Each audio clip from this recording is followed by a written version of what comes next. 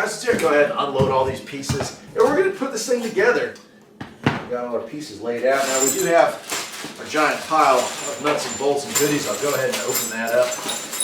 Comes with a pretty decent set of directions. First page here talking about what we're going to need. And it says 1/2-inch wrench, 9/16 wrench. So the first thing I'm going to attach, I guess, would be this. And that sits like this right here. And you're going to take 4 of your carriage bolts up through the short carriage bolts, it's saying. All right, so these are all self-locking. Go ahead and get those on there. Alright, so I've got the back laid on. Probably going to attach the sides. I'm going to go ahead and let's see, that attaches like so. Let's push those bolts through there like so. Same on the other side.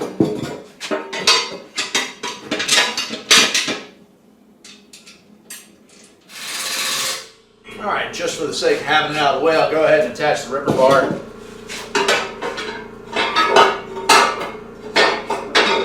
That is held in place by these 2 pins here.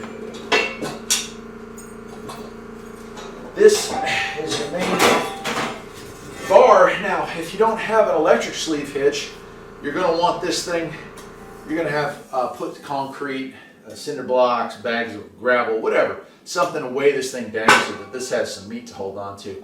But if you have an electric sleeve hitch, you won't have to put any weight on this at all. So that just depends on your setup. Most people will not have an electric sleeve hitch. Shouldn't be a big issue. All right, so on the one side here, you're going to be attaching this. And that's going to be a bunch of these 8s here. It looks like 5 of these 8s. As I said, this does not appear to be very difficult to install. Seems very straightforward. The directions aren't, aren't much more than an exploded diagram, but honestly, most of the pieces appear to only fit in one place, so that makes things fairly easy, I would say.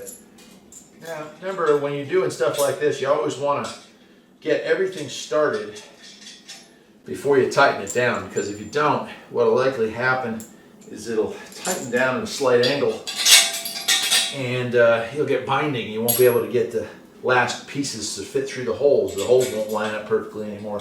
But if you start all of them, get them all started by hand like this, well then that shouldn't be a problem. Shouldn't be. Okay. And then we're moving on to the last piece here. And again, this is going pretty quickly, I must say. This one is kind of an interesting little thing. We're going to slide that on like so. We have our last remaining bolt that goes through. Hook that up. And then we have these 2 U-bolts here. Those are going to go through like so. Wow. Well, this is taking no time at all. Go ahead and I'm going to slide this thing up. Actually, let me get these tools out of the way a little bit.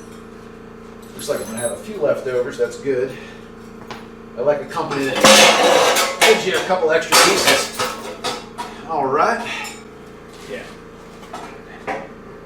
Slide that back down in there. Okay. Put that thing back on. This goes through the cotter pin. You just want to bend those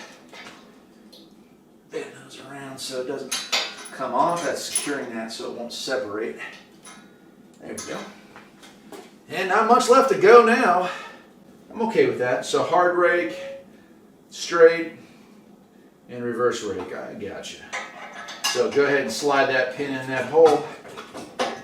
And then we have a cotter pin to hold that. I wonder if, no? Yeah. So that's our last cotter pin here. That just holds it in whatever position you want it to be. That's it. Okay, here we are. There it is, the AgriFab, all assembled and ready to grade some dirt. There's the, I don't know if I can get close enough to it, but there it is. Part number there, if you needed to read that. Should have been on the front of the box when we got started, but just in case. And it's nice. Looks good, got the ripper bar on there. And from the back here, you can see, fairly well built. I mean, high quality, I'd say. That's thick steel, it certainly weighs a bunch. And here's our mechanism here up close. You have your 3 holes here and the pin that locks it into whatever position you want it to be in. Not bad.